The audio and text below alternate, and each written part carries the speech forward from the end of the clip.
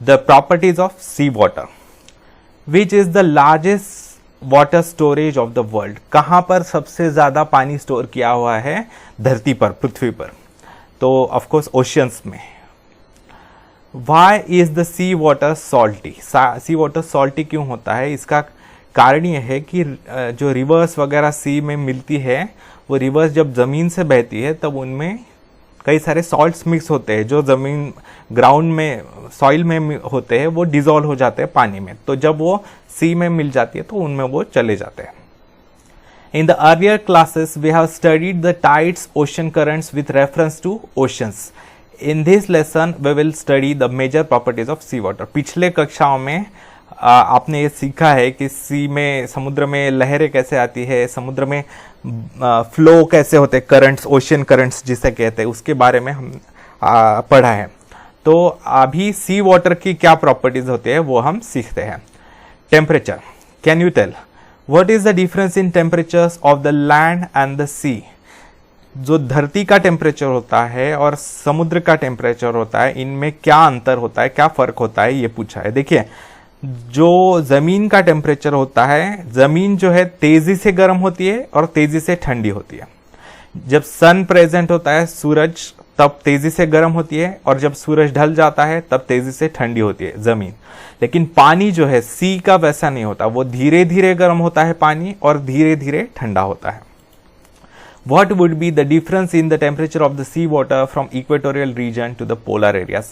तो equatorial regions में और पोलर एरियाज में क्या अंतर है टेम्परेचर्स ऑफ सी वाटर में, ये पूछा है। देखिए, ऑफकोर्स इक्वेटोरियल रीजन में ज्यादा सन रेस पहुंचते हैं, इसके कारण इक्वेटोरियल रीजन्स में सी वाटर का टेम्परेचर अधिक होगा और पोलर रीजन्स में कम होगा। इसके बारे में डिटेल्स आगे है ही। Geographical explanation, temperature is a major property of the sea water.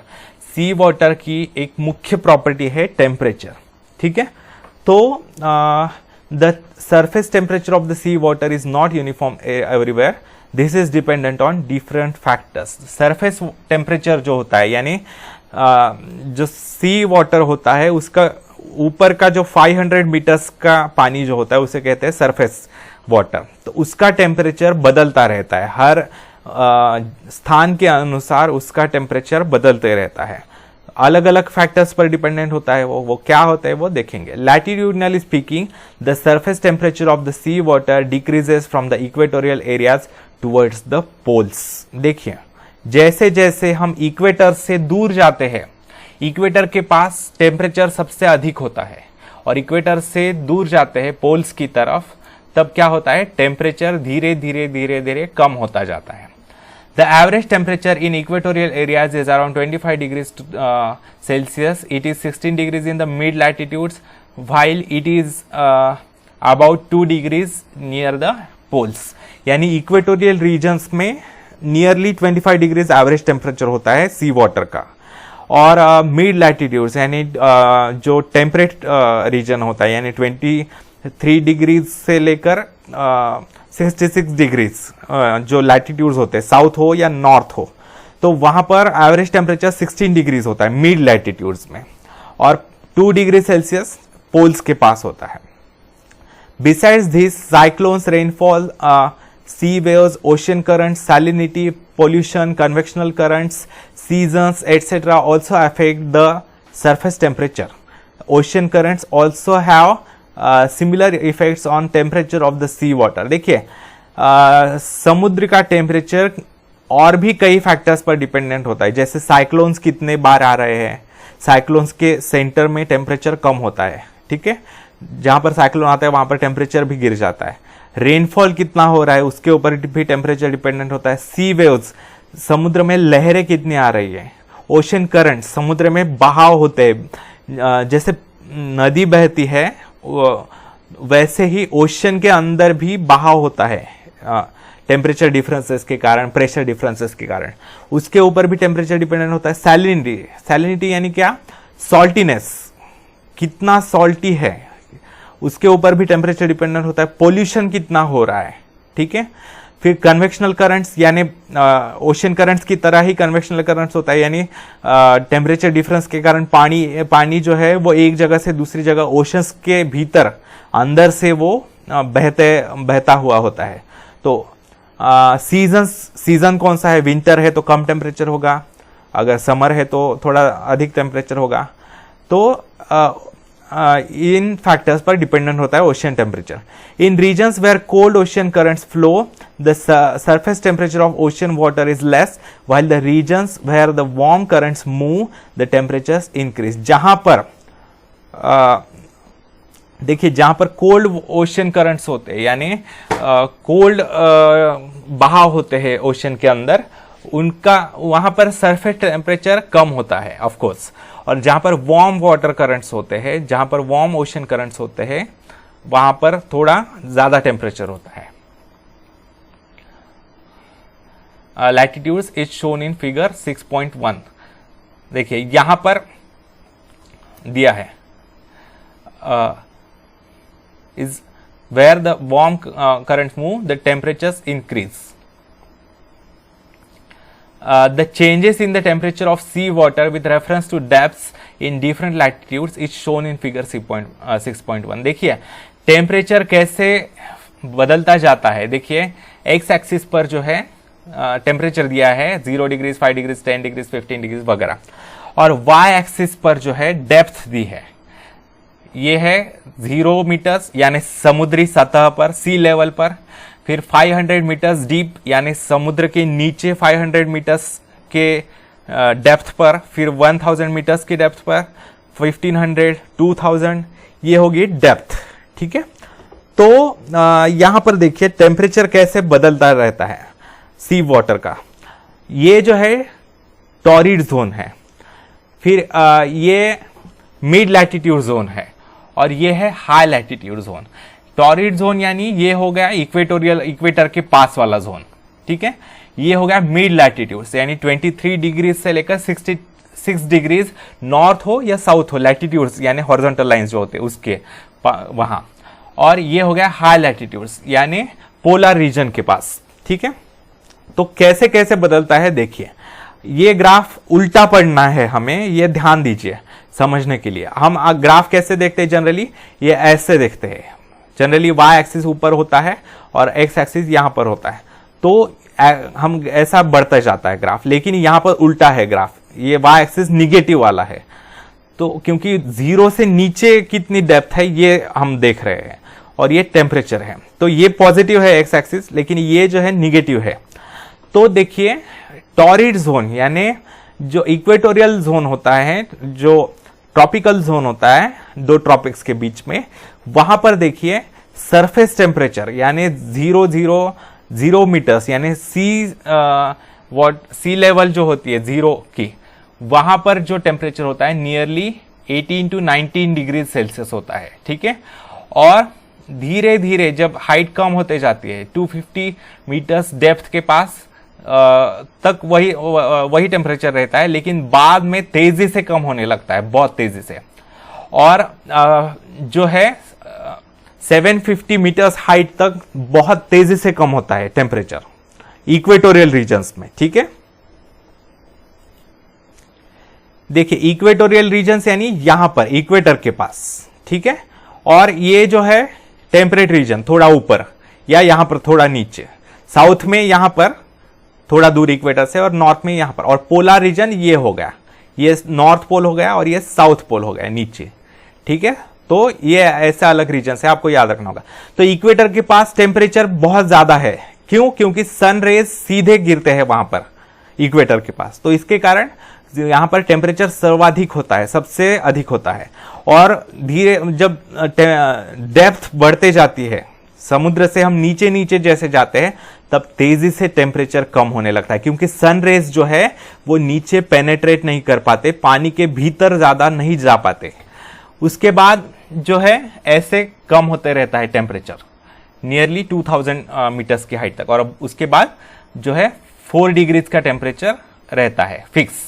ठीक है, देखिए यहां पर आगे आएगा। मैं एक एक समझाता हूं। Observe this graph and answer the following questions. What is the maximum temperature of sea water in equatorial areas? How much is this temperature at a depth of 500 metres? ये पूछा है, तो देखते हैं। तो क्या है देखिए, इक्वेटोरियल रीजन्स यानी टॉरिड जोन, यहां पर जो टेम्परेचर है मैक्सिमम सरफेस पर वो है 18 डिग्रीज के आसपास, 18 से 18.5, और 500 मीटर्स की डेप्थ पर कितना है ये टेम्परेचर? नियरली देखिए 10 to 11 डिग्रीज है। देखिए यहां पर ठीक है, 10 to 11 डिग्रीज है। Next, what is the temperature of sea water at the sea level in the mid latitudes? mid latitudes में कितना है टेम्परेचर सरफेस पर? ये पूछा है, सरफेस पर कितना है? देखिए यहां पर 15 से थोड़ा कम यानी 14 डिग्री सेल्सियस है टेम्परेचर, ठीक है, मिड लैटिट्यूड्स में। देखिए ये मिड लैटिट्यूड्स का ग्राफ है। मिड लैटिट्यूड्स में थोड़ा कम टेम्परेचर होता है क्योंकि सनराइज इतने नहीं पहुंच पाते, और वो धीरे धीरे कम होते जाता है, बाद में धीरे धीरे कम होता है, और बाद में जो है 2000 मीटर्स के पास और नीचे 4 डिग्रीज फिक्स रहता है।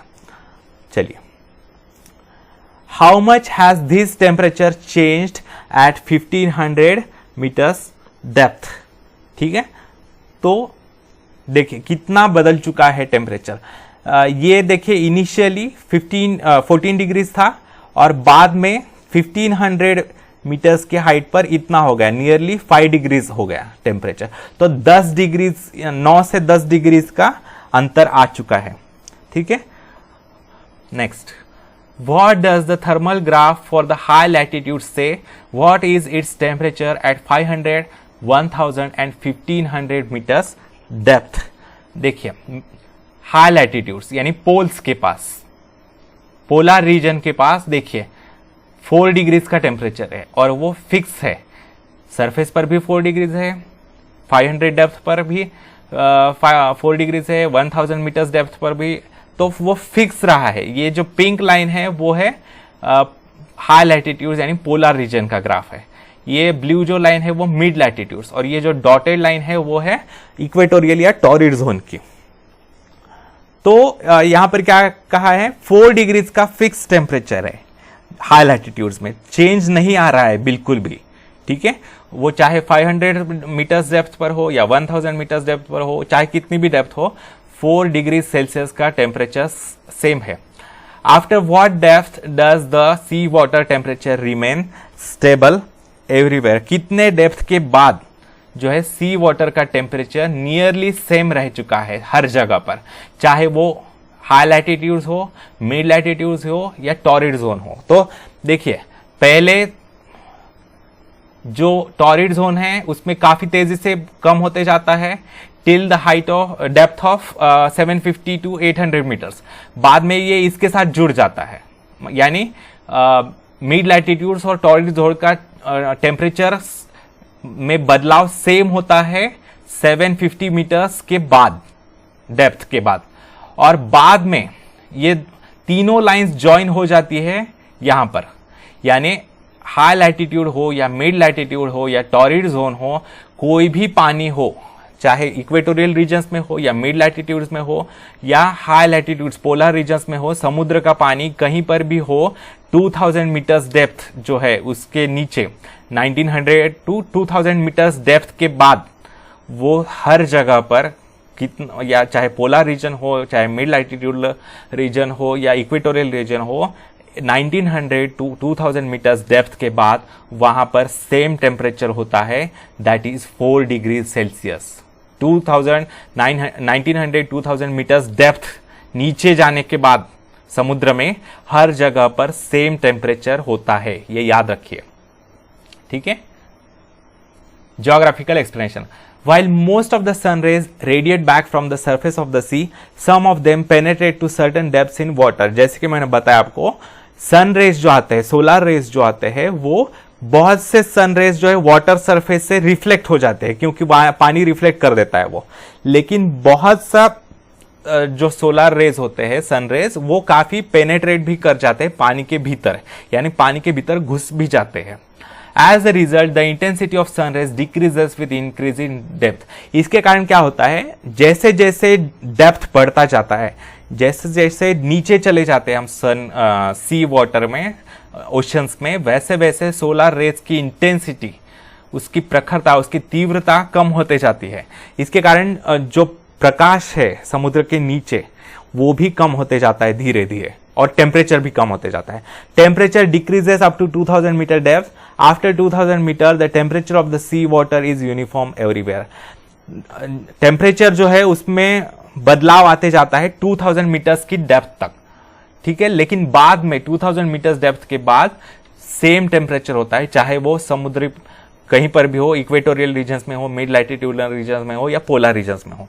It is around 4 degree Celsius everywhere from the equatorial regions to the polar areas. हर स्थान पर वो 4 डिग्री सेल्सियस ही होता है 2000 मीटर्स डेप्थ के बाद, ये याद रखिए। Temperature reduces only up to 4 degree Celsius according to depth. Minimum temperature चाहे वो कितना भी डीप जाइए आप, 4 डिग्री सेल्सियस तक ही गिरता है, उससे नीचे नहीं जाता पानी का टेम्परेचर, ओशन का टेम्परेचर, ओशन वाटर का, ये याद रखिए। And therefore the water at greater depths does not freeze. इसके कारण जो डीप वाटर होता है ओशन का, वो फ्रीज नहीं होता, उसी के कारण तो जो मरीन एनिमल्स है, जो लिविंग ऑर्गेनिजम्स है, जो समुद्र में रहते हैं, उसी के कारण तो वो जीवित रह पाते हैं ना, वो तैर पाते हैं पानी में। अगर पानी फ्रीज हो जाता, पोलर रीजन्स में हो या कहीं पर भी हो, तो वो जीवित ही नहीं रह पाते, तो वो 4 डिग्री से नीचे नहीं आता temperature. The temperature of the sea water changes rapidly with depth at the equatorial areas। मैंने अभी आपको बताया ग्राफ में कि इक्वेटोरियल एरियाज में तेजी से टेम्परेचर बदलते जाता है, जैसे जैसे हम डीप जाते हैं वैसे वैसे। The difference in temperature is lesser in polar areas. लेकिन पोलर एरियाज में टेम्परेचर में ज्यादा फर्क नहीं आता सरफेस और डेप्थ में जाने के बाद भी। There is also a difference in open seas and landlocked seas. देखिए, जो ओपन ओशंस होते हैं, ओपन ओशंस में यानी देखिए ये हो गए सारे ओपन ओशंस हो गए, लेकिन लैंडलॉक्ड समुद्र यानी कैसे, जो पूरे सारी तरफ से जमीन से घिरे हुए हैं, जो लॉक्ड है जमीन से, उसे कहते हैं लैंडलॉक्ड सीज। ये है, ये जो सी है मेडिटेरेनियन सी, वो लैंडलॉक्ड सी है।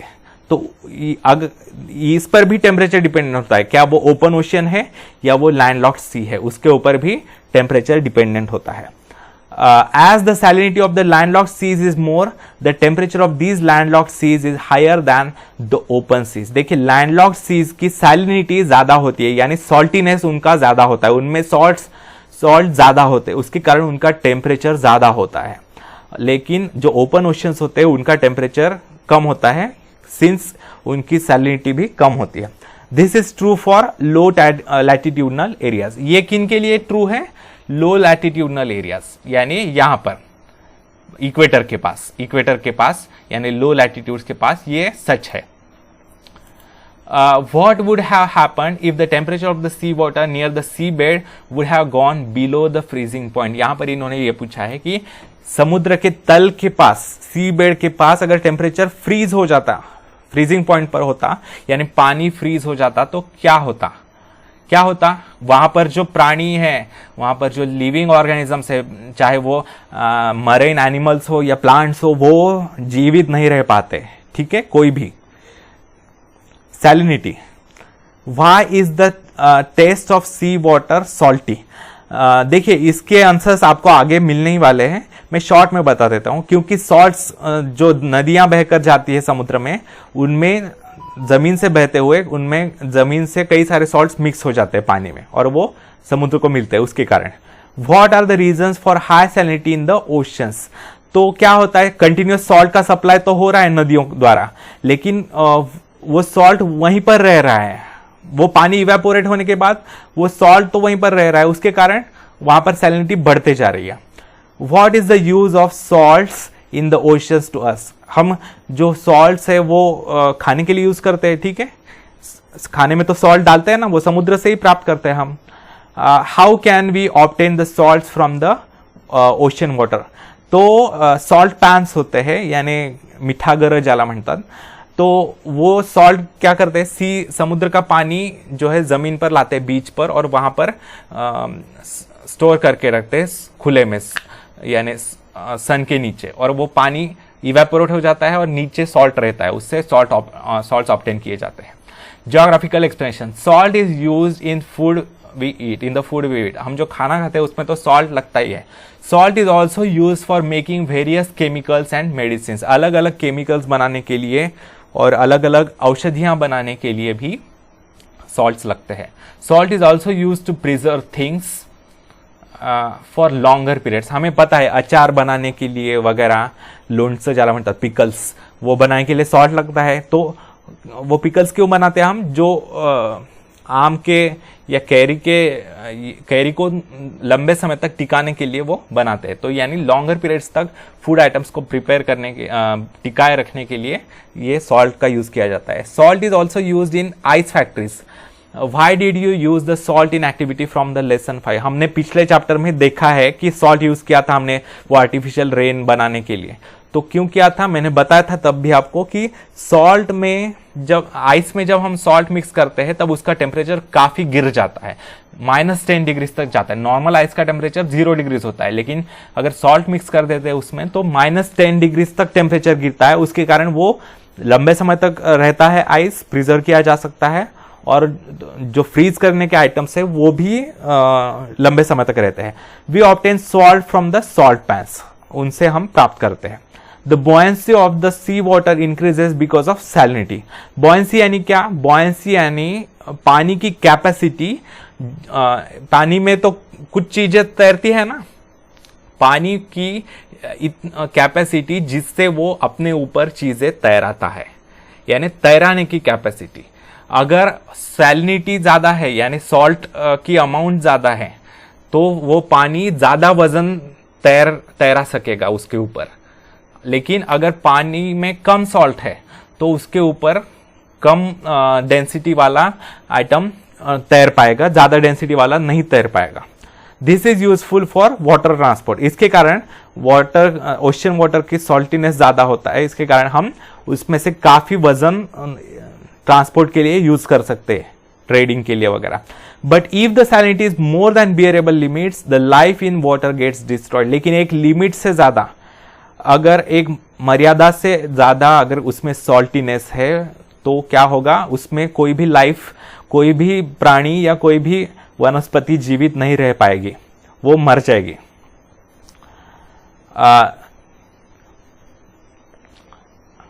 Try this, take 1.5 liters of water in a big container, put 100 grams of salt in it and stir। देखिए उसमें 1500 मिलीलीटर यानी 1.5 लीटर्स ऑफ वाटर लेना है एक जग में या एक बर्तन में, और उसमें 100 ग्राम्स ऑफ सॉल्ट डालना है और वो मिक्स करना है।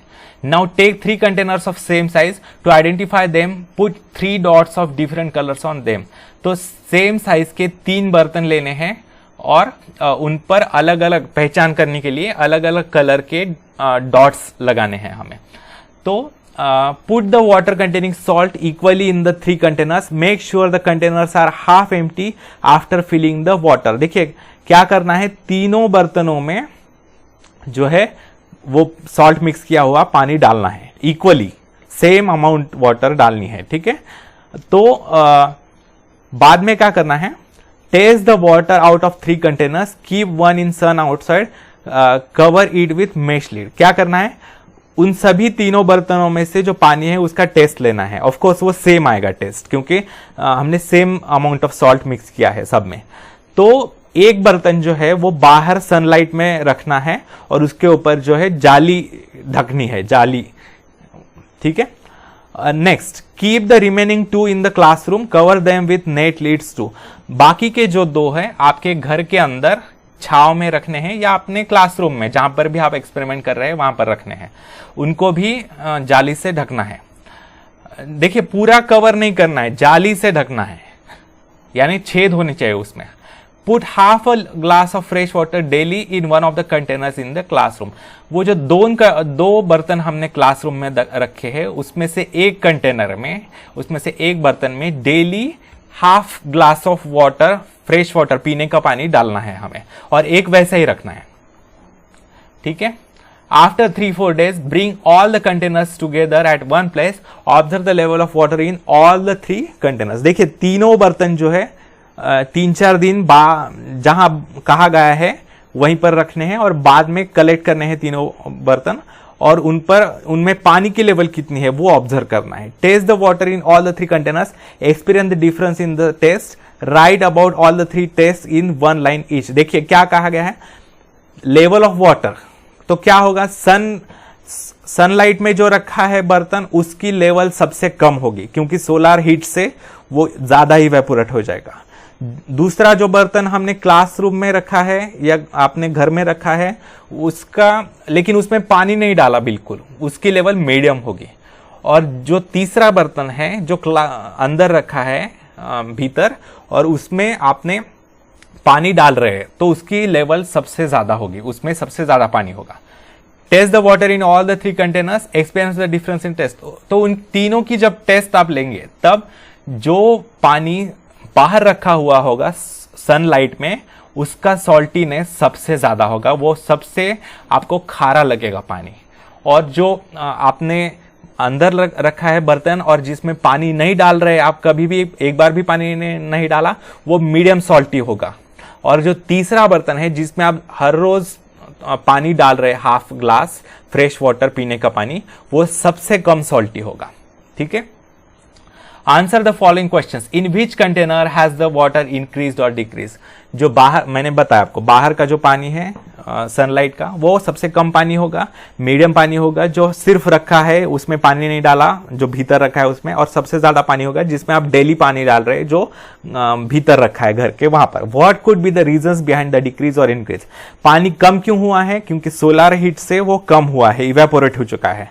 और जो भीतर रखा है उसमें कोई फ्रेश वाटर हम पानी डाल तो नहीं रहे, उसके कारण वहां पर मीडियम है. और जो कम पानी है वो क्यों है कम, क्योंकि उसमें सबसे ज्यादा पानी जो है उसमें क्यों ज्यादा है, क्योंकि आप डेली उसमें पानी भी डाल रहे हैं. ठीक है. और उसमें इवेपोरेशन भी कम हो रहा है क्योंकि सनरेज डायरेक्ट नहीं पहुंचती अंदर कमरे के अंदर. What could be the reason behind low and high salinity of the water in the container. Salinity, saltiness में क्यों डिफरेंस आ रहा है, क्योंकि जो पानी सनलाइट में हमने रखा है वो पानी तो इवेपोरेट हो रहा है लेकिन उसमें सॉल्ट उतना ही रह रहा है, वो इवेपोरेट नहीं हो रहा, उसकी भाप नहीं बन रही, वो उतना ही रह रहा है पानी में. उसके कारण वो सबसे ज्यादा सॉल्टी है. पानी सबसे ज्यादा वो इवेपोरेट हो गया तो वो सबसे ज्यादा सॉल्टी. और मीडियम सॉल्टी वाला क्योंकि उसमें फ्रेश वाटर हम डाल नहीं रहे उसके कारण वो, उसमें जो मीठा पानी हम नहीं डाल रहे उसके कारण वो मीडियम सॉल्टी होगा. और जो तीसरा सबसे कम सॉल्टी होगा उसमें क्यों सबसे कम सॉल्टी होगा, क्योंकि हम फ्रेश वाटर भी डाल रहे हैं और वो घर के भीतर रखा है तो उससे इवेपोरेशन भी कम हो रहा है और उसमें मीठा पानी भी डाल रहे हैं, इसके कारण सबसे कम सैलिनिटी हो गया. You must have realized that because of the sun's heat, evaporation happens at a faster rate. Solar heat के कारण evaporation तेजी से होता है. Evaporated water turns into water vapor and reduces in quantity. पानी तो भाप बन जाता है लेकिन salt उतना ही रहता है. But amount of salt remains the same in the remaining water and therefore the salinity of the water increases. In seas where the rate of evaporation is higher than the supply of fresh water, salinity is high. ऐसे समुद्र जिनमें evaporation बहुत हो रहा है पानी का, पानी बहुत भाप बन रहा है हीट के कारण, लेकिन उनमें नदियां कम जा रही है, फ्रेश वाटर की नदियां कम जा रही है, उनका सैलिनिटी ज्यादा होगी, सॉल्टीनेस ज्यादा होगी. In seas where the supply of fresh water exceeds the rate of evaporation, salinity is लो.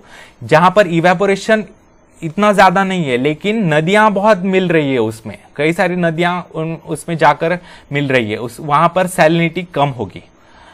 और salinity is not affected much in seas where both the supply of fresh water and evaporation is low. जहां पर evaporation भी इतना नहीं हो रहा और supply of fresh water, नदियां भी इतनी ज्यादा नहीं मिल रही, मीडियम है दोनों, तो वहां पर सैलिनिटी इतनी अफेक्ट नहीं होती, मीडियम होती है. Think about it. If we collect all the salts in the ocean, its weight will be 120 million tons. 120 million ton, एक टन यानी 1000 किलो होता है. 120 मिलियन टन यानी 120 इंटू 1000 किलो, उतना सॉल्ट सारे समुद्र में मिला हुआ है. डिजॉल्व है। If we spread it on the earth it will form a 150 metre thick layer almost equivalent to a 40 storeyed building. अगर वो सारा सॉल्ट हम निकालते हैं समुद्र से और पूरे ये जो जमीन है पूरे धरती पर अगर बिछा देते हैं तो उसकी जो जाड़ी होगी यानी थिकनेस जो होगा उसका वो 150 मीटर थिक या 40 मंजिला इमारत जितनी होगी, इतना मोटा वो लेयर होगा। From where have these salts came to sea, मैंने पहले भी बताया है जमीन में जो नदियां बहकर जाती है बहते समय उनमें जमीन के सॉल्ट्स मिक्स हो जाते हैं और वो उसमें मिक्स होने के बाद वो समुद्र में मिल जाते हैं। Always remember why is the salinity of sea water measured? The weight of all dissolved salts in water in ratio of parts per thousand of water is called salinity of sea water। देखिए क्या होता है, जो समुद्र में या कोई भी पानी हो उसमें कितना है, जितना सॉल्ट मिक्स हुआ है उसका वजन पर 1000 ग्राम्स यानी 1 kg। For example if the weight of the dissolved salts in 1000 grams 1 kg of sea water is 40 grams then the salinity is 40 parts per thousand। ऐसा पढ़ते हैं, ये परसेंट का ये नहीं है सिंबल, देखिए परसेंट के साइड में एक डॉट लगाया है, ये एक सर्कल है, तो ये परसेंट का सिंबल नहीं है, ये है पार्ट्स पर थाउजेंड बोलते हैं। तो 40 पार्ट्स पर थाउजेंड दैट इज 40 पार्ट्स पर थाउजेंड बोलते हैं। यानी 1000 ग्राम सी वाटर में 1000 मिलीग्राम मिलीलीटर नहीं बोल रहे, 1 किलो पानी, किलो में गिन रहे, वजन कर रहे, यानी 1 किलो पानी में 1 लीटर नहीं बोल रहे, 1 किलो पानी में अगर 40 ग्राम सॉल्ट मिक्स हुआ है तो उसे बोलते हैं 40 पार्ट्स पर थाउजेंड या 40 पर thousand parts of salt is there. Hydrometer, refractometer and salinometer are also use to measure salinity. इनकी मदद से, ये इंस्ट्रूमेंट्स है, इन 3 इंस्ट्रूमेंट्स की मदद से सैलिनिटी गिनी जाती है। See figure 6.9 observe the map and answer the following questions. इस मैप को देखकर हमें इन क्वेश्चंस के आंसर्स देने हैं। What is the salinity around the tropics? Tropics के पास सैलिनिटी कितनी है? देखिए ये है इक्वेटर, यहाँ अप्रोक्सीमेटली यहाँ से ट्रॉपिक ऑफ कैंसर जाता है और अप्रोक्सीमेटली यहाँ से ट्रॉपिक ऑफ कैप्रिकॉर्न जाता है, ये आपको याद रखने हैं, ठीक है। तो ट्रॉपिक ऑफ कैंसर के पास कितनी है सैलिनिटी? देखिए यहाँ पर, यहाँ से ये पूरा ट्रॉपिक ऑफ 36 है, नियरली दिखाई दे रहा है, ठीक है। तो 36 है ट्रॉपिक ऑफ कैंसर के पास और ट्रॉपिक ऑफ कैप्रिकॉर्न यहाँ पर है, यहाँ पर। तो देखिए यहाँ पर भी मोस्टली 35 है रेंज, ठीक है। Next, which region has the least salinity? कौन से रीजन में सबसे कम सैलिनिटी है? कहां पर है सबसे कम सैलिनिटी? देखिए इस रीजन में, यहां पर 33 है, ठीक है, बाकी 35, 36, 37 वगैरह, और यहां पर भी 33 है, यानी पोलर रीजन में। ये नॉर्थ पोल के पास हो गया और ये साउथ पोल के पास हो गया, पोलर रीजन में। और यहाँ पर, यहाँ कौन सा है? बे ऑफ बंगाल है, ये अरेबियन सी, ये है इंडिया, ये अरेबियन सी, ये है इंडियन ओशियन और ये है बे ऑफ बंगाल। तो बे ऑफ बंगाल में 32 है। तो क्या कह सकते हैं हम? Bay of Bengal region and the polar region either southern और नॉर्थ, वहां पर जो है कम है salinity. Which ocean has salinity more than 37 parts per thousand? More than 37 parts per thousand salinity किस ओशियन की है? देखिए देखिए ये है अटलांटिक ओशियन, यहाँ पर 37 है। तो अटलांटिक ओशियन का हम कह सकते हैं कि सैलिनिटी मोर देन 37 पार्ट्स पर थाउजेंड है। What are the reasons of differences in salinity on a global level? Discuss in the class. देखिए किन फैक्टर्स पर डिपेंडेंट होता है? अगर आप ऑब्जर्व करेंगे तो इक्वेटर के पास सैलिनिटी जो है वो ज़्यादा है, देखिए 37, 36, 35 ऐसी है, और पोल्स के पास कम है सैलिनिटी, 33 है, यहाँ पर भी और यहाँ पर भी। इसका कारण क्या है? क्योंकि इक्वेटर के पास ज़्यादा इवेपोरेशन होता है, सन रेज सीधे आते हैं, इसके कारण ज़्यादा इवेपोरेशन होता है, इसके कारण ज़्यादा सॉल्टीनेस है वहाँ पर, सैलिनिटी। और पोल के पास ज़्यादा सन रेज नहीं पहुँच पाते, उसके कारण टेम्परेचर कम होता है, इवेपोरेशन कम होता है, उसके कारण सैलिनिटी भी ज़्यादा है। ठीक है, ये कारण है। देखते हैं geographical explanation. The uneven distribution of temperature on earth, uneven supply of fresh water etcetera affects the salinity of sea water. देखिए, कुछ जगहों पर टेम्परेचर ज़्यादा होता है, कुछ जगह पर कम होता है, कुछ जगह पर फ्रेश वाटर का सप्लाई अधिक होता है, कुछ स्थानों पर कम होता है। तो इनका परिणाम होता है सैलिनिटी ऑफ सी वाटर पर। In tropical zone temperature is higher and the rate of evaporation is also higher, therefore salinity is higher. जैसे कि मैंने बताया, ट्रॉपिकल जोन यानी दो ट्रॉपिक्स के बीच में, ये ट्रॉपिक ऑफ कैंसर यहाँ पर, ये ट्रॉपिक ऑफ कैप्रिकॉर्न नीचे, तो ये इस रीजन में जो है इवेपोरेशन का रेट हायर होता है। ठीक है, टेम्परेचर हायर होता है तो इवेपोरेशन का रेट हायर होता है, उसके कारण सैलिनिटी भी हायर होती है। Around 5 degrees north and south of the equator in the equatorial calm belt, the sky is cloudy for a long period of time and convectional rainfall occurs every day.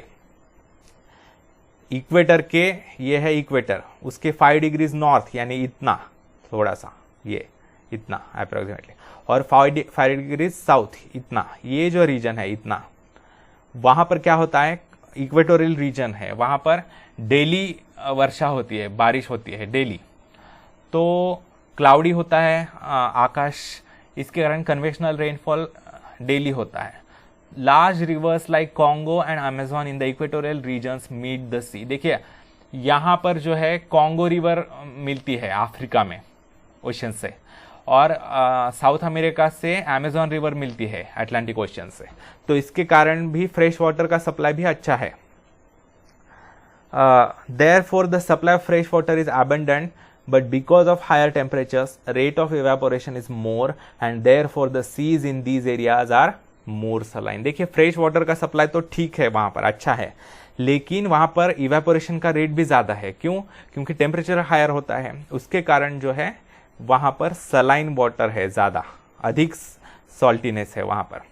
In mid latitudinal zones 25 degrees to 35 degrees north and south, rainfall is less and supply of fresh water from rivers is also low. देखिए, mid latitudinal Jones यानी कहाँ पर 25 degrees से लेकर 35 degrees तक, यहाँ से यहाँ तक और यहाँ से यहाँ तक, इस रीजन में और इस रीजन में, यहाँ पर जो है टेम्परेचर क्या है? मीडियम होता है, और सप्लाई ऑफ फ्रेश वाटर क्या है? लो है, कम है।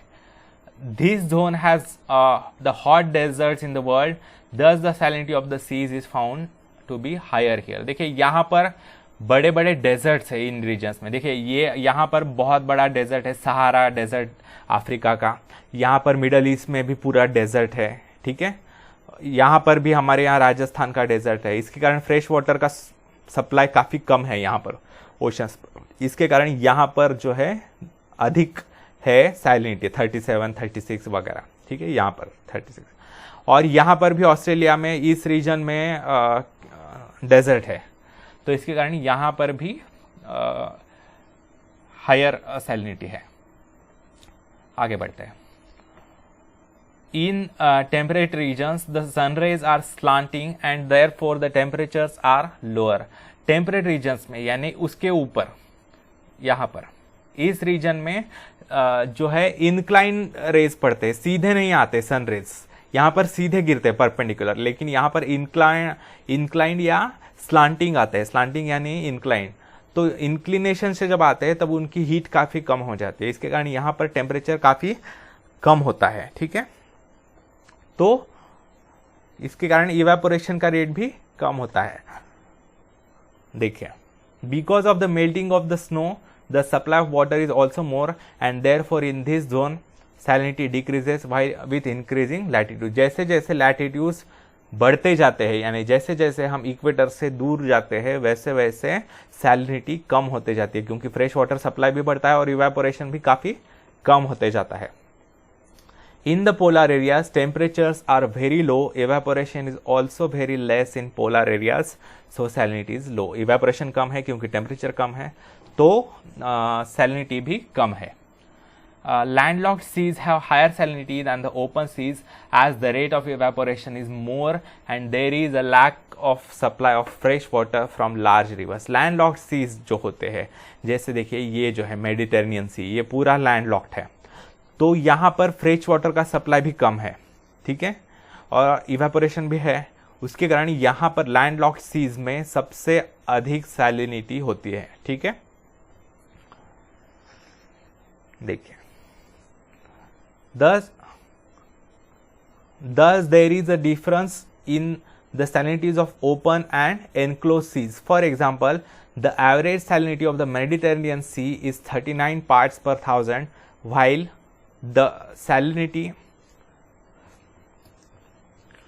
of the most saline ocean, the Atlantic Ocean, is 35 parts per thousand. देखिए, सबसे सलाइन ओशन यानी महासागर जो है अटलांटिक ओशियन है, जिसका सैलिनिटी है 35 पार्ट्स पर 1000. लेकिन मेडिटेरेनियन सी ये ओशियन नहीं है, ये सबसे सॉल्टी सी है, तो उसका जो है 39 पार्ट्स पर 1000 इज द सैलिनिटी. देखिए, ये लैंडलॉक्ड है, ये ओशियन नहीं है, तो इसका 39 पार्ट्स पर 1000 is the salinity. Think about it. If you think about India, there is the Arabian Sea to the west and Bay of Bengal to the east. The salinity of the eastern coast is 35 parts per thousand, while it is 35 parts per thousand in Arabian Sea.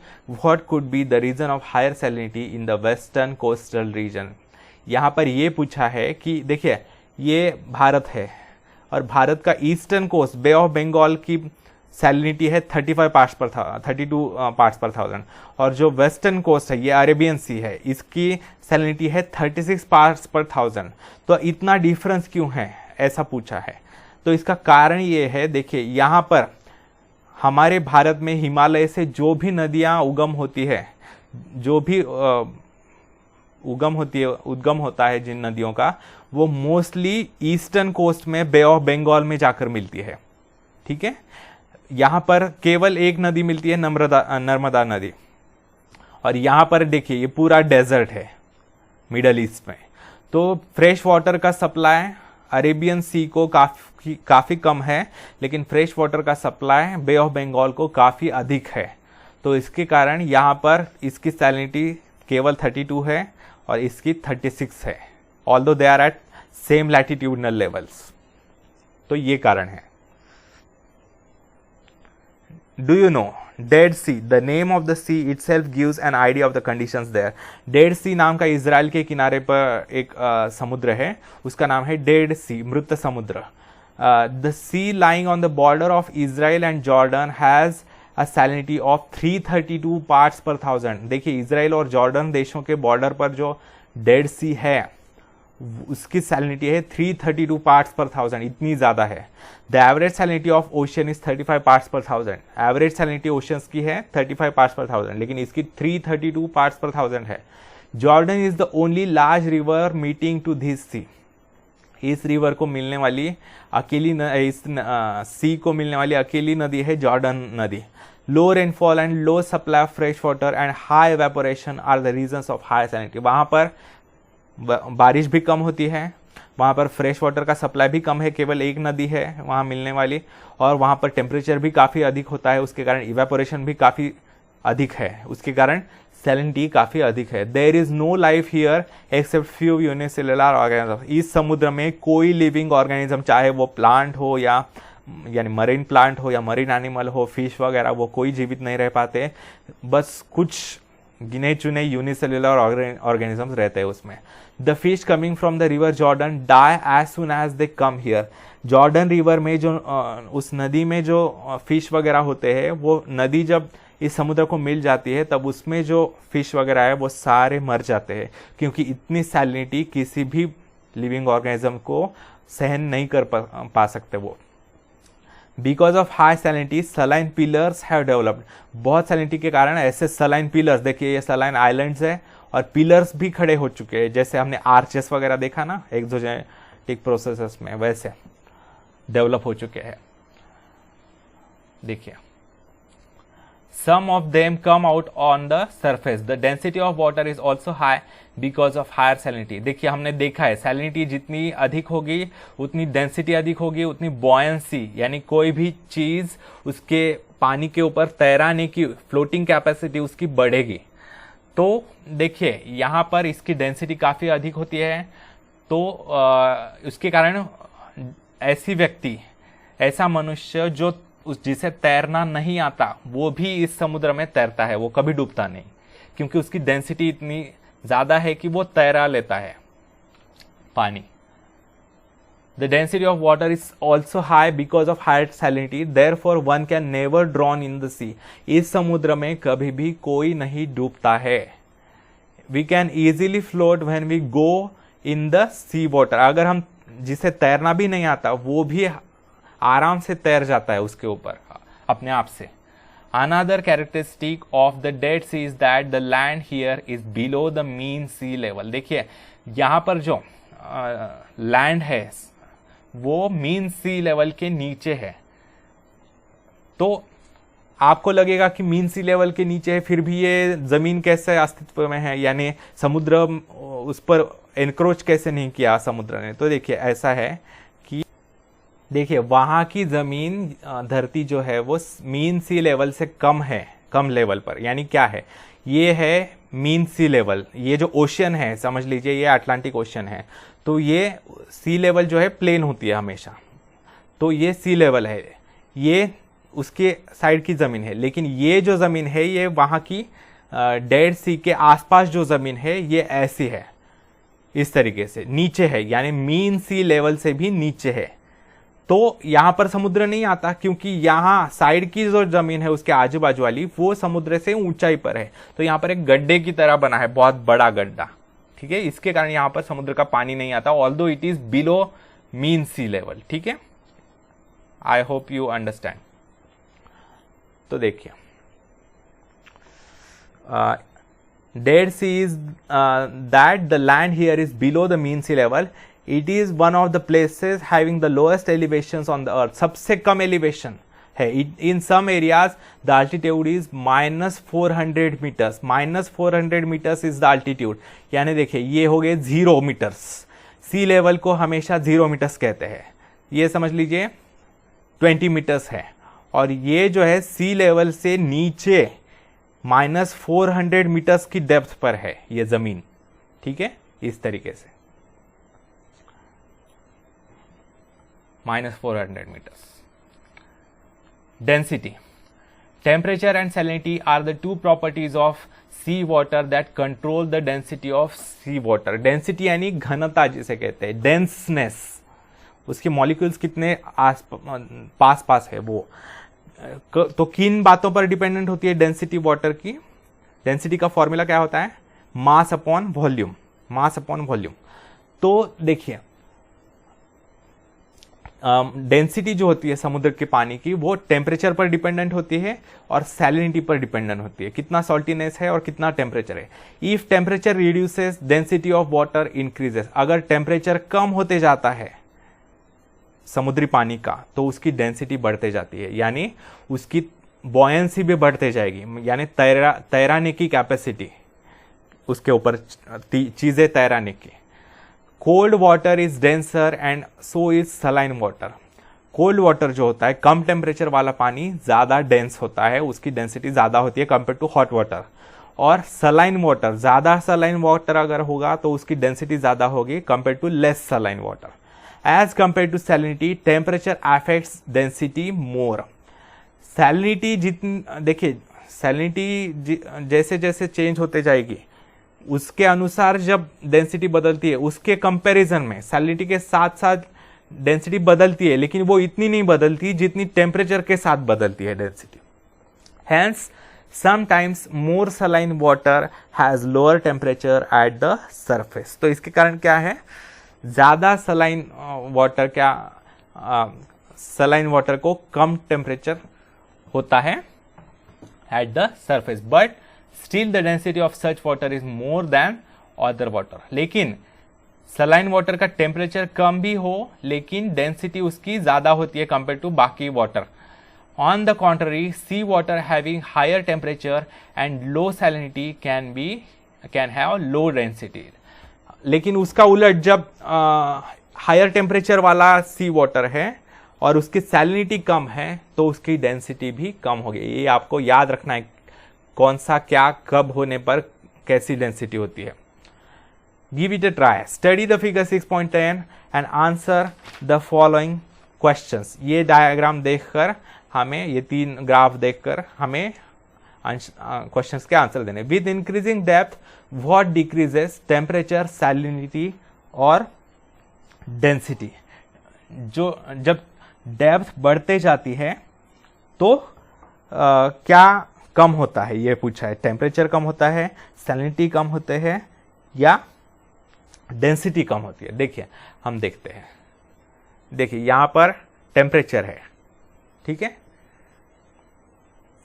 Depth बढ़ रही है। देखिए ये है temperature 4 degrees, 8 degrees, 12 degrees, 16 degrees, और ये है depth 500 metres, depth 1000 metres, 1500 वगैरह। तो देखिए डेप्थ के साथ क्या कम हो रहा है, यहां पर टेम्परेचर कम होते जा रहा है डेप्थ के साथ, लेकिन कुछ हद के बाद वो नियरली फिक्स रह रहा है। फिर और क्या कम हो रहा है, देखिए सैलिनिटी। सैलिनिटी ये 34 पार्ट्स पर 1000, 34.5, 35, 35.5 ऐसा, और ये मीटर्स में डेप्थ है सेम यहां पर। तो देखिए सैलिनिटी भी कम होते जा रही है डेप्थ के साथ, बाद में थोड़ा बढ़ रही है लेकिन इतना नहीं बढ़ रही। तो टेम्परेचर भी कम हो रहा है डेप्थ के साथ, सैलिनिटी भी कम हो रही है कुछ हद तक। और डेंसिटी का क्या हो रहा है, जब डेंसिटी यानी क्या हो रहा है, जब डेप्थ बढ़ रही है, देखिए 0 मीटर्स, 500 मीटर्स, 1000 मीटर्स, जब डेप्थ बढ़ रही है तब 1.025 ग्राम पर क्यूबिक सेंटीमीटर डेंसिटी, 1.02627 वगैरह। तो डेंसिटी बढ़ते जा रही है, तो सैलिनिटी और टेम्परेचर कम होते जा रही है डेप्थ के साथ, और डेंसिटी जो है वो बढ़ते जा रही है। After what depth does the change in these factors becomes almost zero. कौन सी डेप्थ के बाद इनमें बदलाव आना नियरली निग्लिजिबल हो जाता है। देखिए यहां तक तेजी से बदलाव आ रहा है, बाद में नियरली फिक्स्ड है, वो निग्लिजिबल बदलाव है, ठीक है। यहां तक जो है, यहां तक बहुत बदलाव आ रहा है लेकिन बाद में फिक्स है। यहां तक जो है काफी तेजी से बदलाव है लेकिन बाद में फिक्स है। तो हम ये कह सकते हैं कि आफ्टर 2000 मीटर्स डेप्थ, 2000 मीटर्स की डेप्थ के बाद इनमें आने वाला बदलाव नियरली निग्लिजिबल हो जाता है। Till what depth is the change in this factor higher. कौन सी डेप्थ तक इनमें जो बदलाव आता है वो तेजी से आता है, ये पूछा है। देखिए यहां पर जो है 500 मीटर्स तक बहुत तेजी से आ रहा है, फिर जरा स्लो हो चुका है, ये जो है जरा स्लो है। यहां पर भी 500 मीटर्स तक बहुत तेजी से है, बाद में स्लो है। यहां पर भी 500 मीटर्स तक काफी तेजी से है, बाद में स्लो है। तो हम ये कह सकते हैं, मैंने पहले भी बताया आपको, 500 मीटर्स तक का जो पानी होता है उसे कहते हैं सरफेस वाटर। तो 500 मीटर्स डेप्थ तक जो है चेंजेस जो है वो काफी तेजी से होते हैं और बाद में वो स्लो हो जाते हैं। Explain the correlation between all the 3 factors. इन तीनों में क्या रिलेशन है ये पूछा गया है। क्या है रिलेशन, देखिए अगर टेम्परेचर कम हो रहा है तो डेंसिटी बढ़ती है। देखिए टेम्परेचर जब कम होता है तब डेंसिटी बढ़ती है, जब सैलिनिटी कम होती है तब डेंसिटी भी कम होती है, और जब टेम्परेचर कम होता है तब डेंसिटी बढ़ती है डिस्पाइट ऑफ लेस सैलिनिटी। यानी सैलिनिटी भले ही कम हो लेकिन अगर टेम्परेचर ज्यादा है तो उसके ऊपर डेंसिटी भी बढ़ेगी, ठीक है। चलिए देखते हैं detail. Geographical explanation. See figure 6.10. The graph shows salinity, temperature and density with reference to the depth of the sea water. You know that the density of the water is dependent on temperature and salinity. हमने ये सीखा है कि पानी की density जो होती है वो टेम्परेचर और सैलिनिटी पर डिपेंडेंट होती है।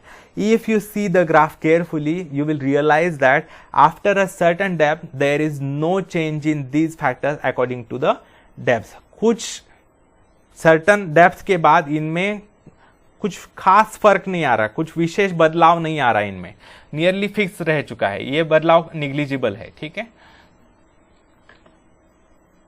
The change can be seen up to a depth of about 500 metres. जो फास्ट चेंज है, जो तेजी से बदलाव आ रहा है, वो है 500 मीटर्स डेप्थ तक।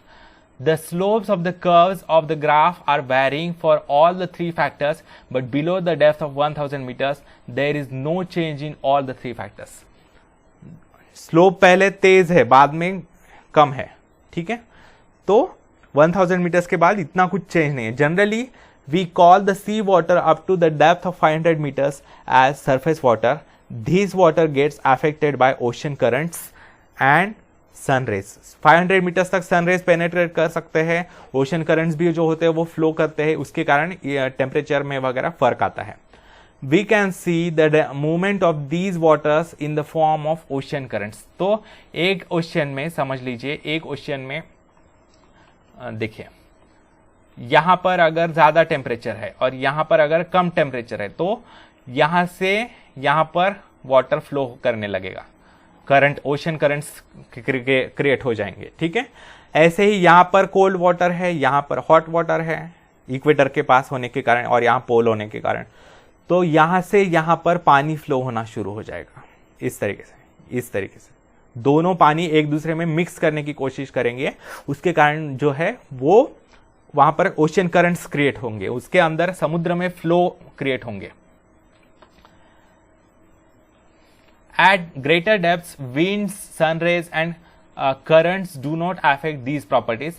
Therefore, after around 1000 meter depth, there is no change in these three factors. 1000 meters depth के बाद ये ना sunrays वहां पर तक पहुंच पाते हैं, ना हवा वहां तक पहुंच पाती है, ना ओशन करंट्स वहां तक होते हैं। तो उसके कारण जो है इन तीनों फैक्टर्स में, कौन से, टेम्परेचर, सैलिनिटी, डेंसिटी, इनमें कुछ विशेष अंतर नहीं आता है। The ocean currents are generated because of difference in properties of sea water. They act as temperature controllers at the global level. देखिए, ये जो है ओशन करंट्स के कारण पानी मिक्स होते रहता है, हॉट वाटर और कोल्ड वाटर, उसके कारण हमारे धरती का भी टेम्परेचर, अर्थ का टेम्परेचर जो है वो कंट्रोल में रहता है। The distribution of temperature gets controlled due to the ocean currents. Ocean currents के फ्लो के कारण जो है डिस्ट्रीब्यूशन ऑफ टेम्परेचर ठीक से होता है। Thus the climate of the earth gets affected by ocean currents. Ocean currents का बहुत अधिक परिणाम होता है पृथ्वी के क्लाइमेट पर। ठीक है।